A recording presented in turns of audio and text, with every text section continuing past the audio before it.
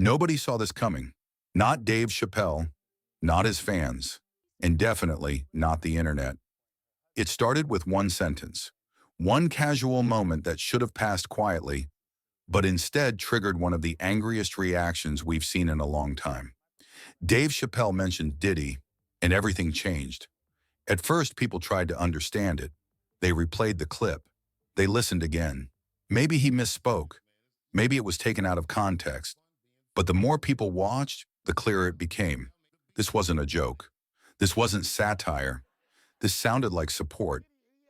Dave talked about Diddy's sentence being reduced. He spoke about Diddy not spending his first Christmas in jail. And in that exact moment, a line was crossed in the minds of millions. Because the timing couldn't have been worse. Just days before, people had watched a documentary that shook them to the core.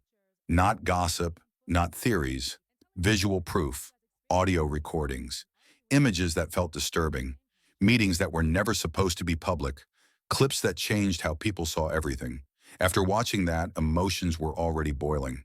So when Dave spoke, the internet didn't hear empathy. They heard excuse-making. They heard protection. They heard someone powerful standing next to another powerful man, while victims were still being discussed. The backlash didn't build slowly. It exploded instantly. Thousands of comments appeared within hours. People saying, "You clearly don't know what he's accused of." Others saying, "This man deserves life, not sympathy." What shocked people the most wasn't just what Dave said, but who he said it about and when. This wasn't just criticism. It was disappointment. From fans who had defended Dave for years. From people who believed he always spoke truth to power, not comforted it. And right here, before this goes any further, if you want to understand why this moment hit so hard and why people reacted this way, don't leave. Because what comes next explains how we even got to this point. Make sure you stay till the end. Because this wasn't about cancel culture. This wasn't about jokes. This was about a public that had just seen too much. And a voice they trusted saying the wrong thing at the worst possible time. And once that happened, there was no turning back. The reaction didn't slow down overnight. It multiplied. By the next morning, Dave Chappelle's name wasn't trending for comedy anymore. It was trending next to words like disappointed, out of touch, and why him. Clips were being reposted everywhere. Cut shorter, zoomed in, replayed again and again. Each repost stripped away nuance and replaced it with emotion. People weren't watching to understand. They were watching to react. And the comments told the real story. Some weren't angry. They were hurt. People saying they grew up on Dave's comedy, that he was the one voice they trusted to challenge power, not comfort it. Others said the same thing in different words. This didn't feel like him. But then came the other side. Those comments were louder, sharper, meaner. People accusing him of defending the indefensible. Asking how someone so intelligent could ignore what the public had just witnessed. Saying silence would have been better than sympathy. And that's when the conversation shifted again. Because Dave Chappelle didn't immediately respond. No clarification, no follow-up, no explanation. And in the internet age, silence doesn't calm anything. It feeds it. Every hour without a response made the backlash heavier. Videos popped up breaking down his words frame by frame. Influencers weighed in. Commentators questioned his motives.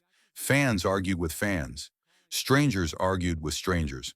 It became less about what Dave meant and more about what people felt. People started asking a deeper question. Why do powerful men always seem to protect each other when the pressure hits? That question lingered. And once it's asked, it doesn't go away easily. What made it worse was the timing. The public mood wasn't neutral anymore. People had already processed what they'd seen. They had already formed opinions. Emotions were still raw, and Dave walked straight into that emotional aftermath without hesitation. To some viewers, it felt like watching someone step in front of a moving train and expect it to stop. Others tried to defend him. They said he was speaking about the system, about mercy, about rehabilitation. But those voices were drowned out by a louder reality. People weren't ready for that conversation yet. Not now. Not like this. And as the hours turned into days, something strange happened. The outrage didn't fade. It hardened. People stopped arguing and started declaring, unfollowing, boycotting, labeling. Dave Chappelle, a man once seen as untouchable, was suddenly being questioned by the same audience that once defended him against everything. This wasn't cancel culture moving fast. This was trust breaking slowly and publicly. And the most uncomfortable part? Dave still hadn't said a word. That silence became its own message. And whether he meant it or not, people were already writing the ending themselves. But what no one realized yet was this. The silence wasn't the end of the story. It was the calm before the moment that would change everything. At this point, one question started spreading faster than the clips themselves.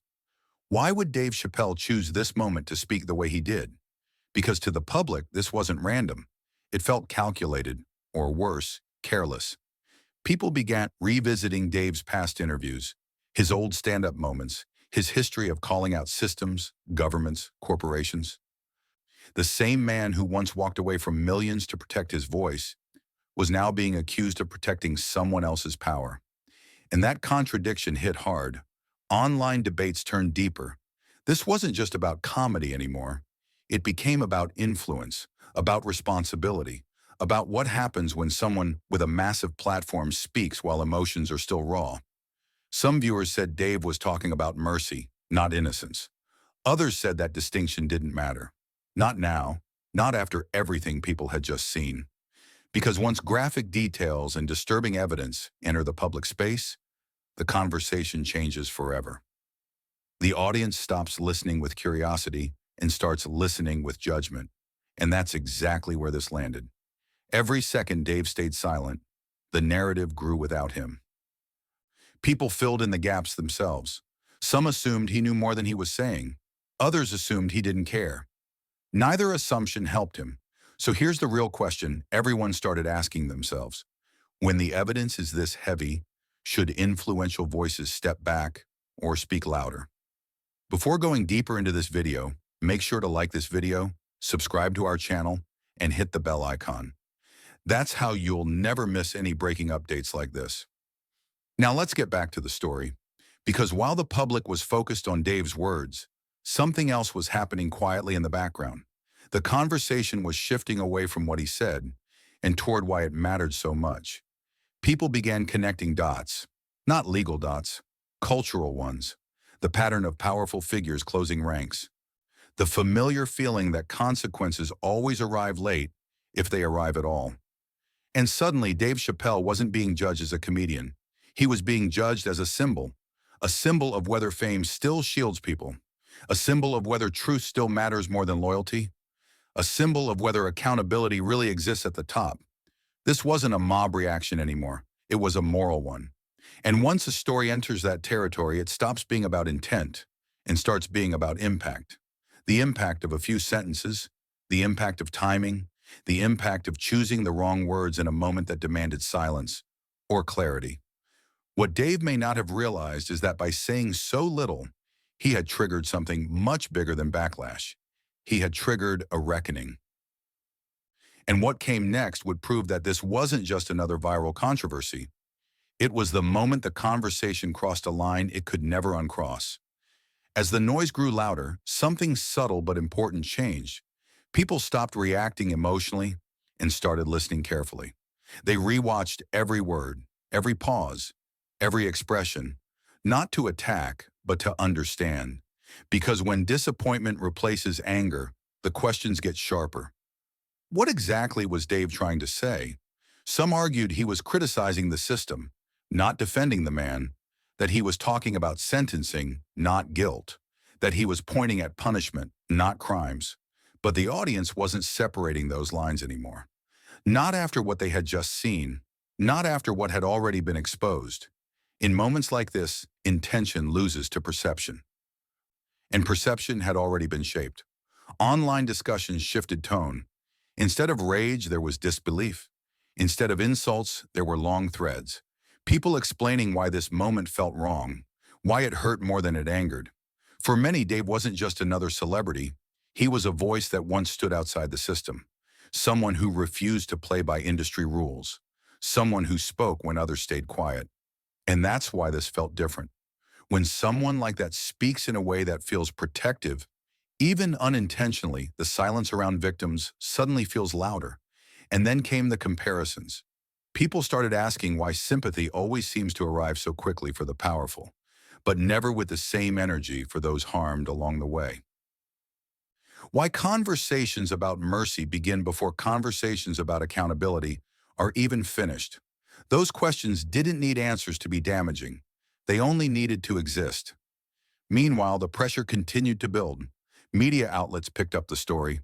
Commentary videos stacked up. Reactions to reactions became their own content. And with each layer, the original message drifted further away from Dave's control. This wasn't his story anymore. It belonged to the public now. And public stories don't follow logic. They follow emotion. What made this moment irreversible wasn't outrage.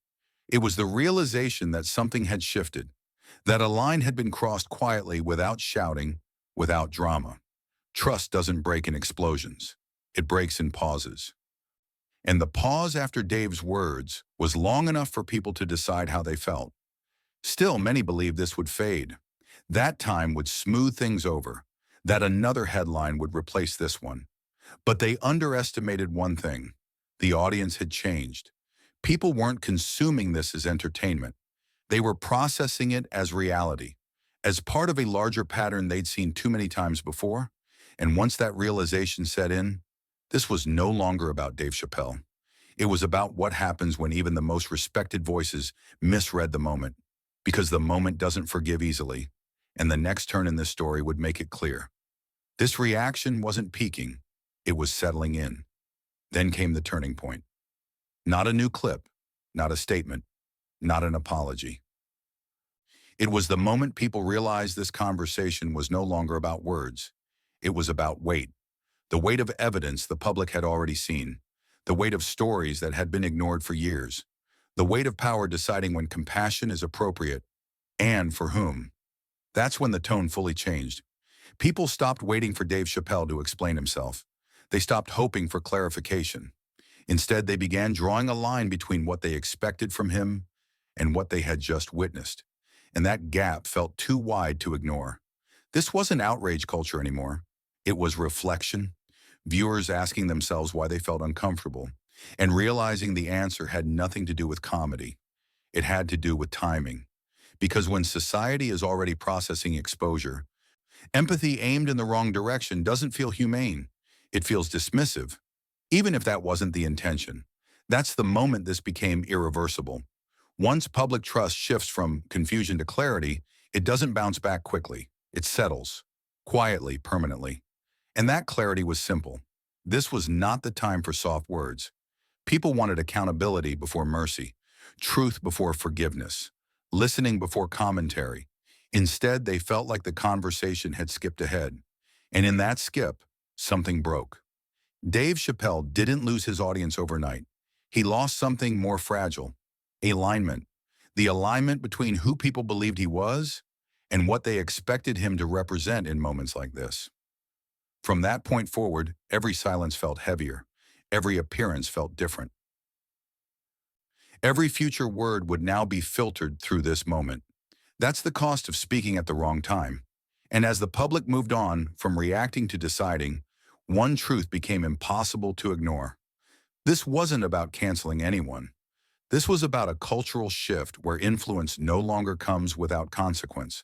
The story had reached its pivot. There was no rewinding it now. What came next wouldn't be loud. It wouldn't trend the same way. But it would define how this moment is remembered, long after the noise fades. After the turning point, the noise didn't disappear. It transformed. The outrage gave way to distance. People weren't arguing anymore. They were moving on, quietly deciding where they stood. And that shift was far more dangerous than criticism because it doesn't ask for answers. It makes conclusions. Conversations changed tone. Fans who once rushed to defend Dave now spoke cautiously. Some said they still respected him, but something felt off. Others admitted they couldn't hear his words the same way anymore. Not because they hated him, but because trust, once bent, changes how everything sounds. This is how influence erodes, not with boycotts, not with hashtags, but with hesitation. Every clip of Dave now carried a shadow of context. Every joke landed in a room that had already processed disappointment. And when that happens, even silence becomes part of the story. What made this moment so defining was that it exposed a larger fracture, one that had been forming long before this incident, a fracture between public figures and public patience, between legacy and accountability, between what used to be forgiven and what no longer is. The audience wasn't demanding perfection. They were demanding awareness. They wanted acknowledgement of the moment they were living in, of the pain they had just witnessed, of the imbalance they had grown tired of seeing repeated. And when that acknowledgement didn't come, people filled the space themselves. They didn't rewrite Dave's past. They recontextualized it. Moments once seen as brave were re-examined.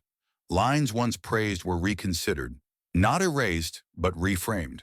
That's the quiet consequence of missing the emotional center of a moment. Meanwhile, the story kept moving without him. New discussions emerged about who gets to speak and when, about whether influence carries an obligation to read the room before shaping it, about how easily empathy can feel selective when power's involved. Dave Chappelle hadn't been rejected. He had been repositioned from untouchable truth-teller to human voice capable of misreading the moment. And that repositioning matters because it marks the end of an era where reputation alone could carry someone through controversy, where past courage could outweigh present missteps. That era is over. This moment didn't destroy a career. It redefined the rules. And as the public settled into this new understanding, one final realization began to take shape, quietly, unmistakably. This story was never about one comment.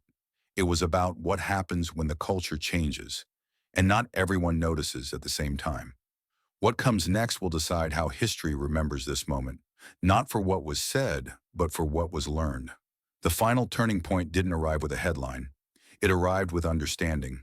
Quietly, people began to see the full picture, not just of what was said, but of what the moment demanded and didn't receive. This wasn't about anger anymore. It wasn't about choosing sides. It was about realization. The realization that culture had shifted faster than some voices. For the first time, many fans admitted something they hadn't wanted to say out loud.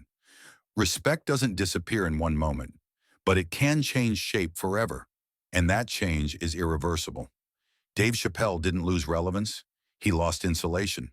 The insulation that once protected his words from immediate consequence. The space where people assumed depth before doubt. That space collapsed here. And in its place, a new standard appeared.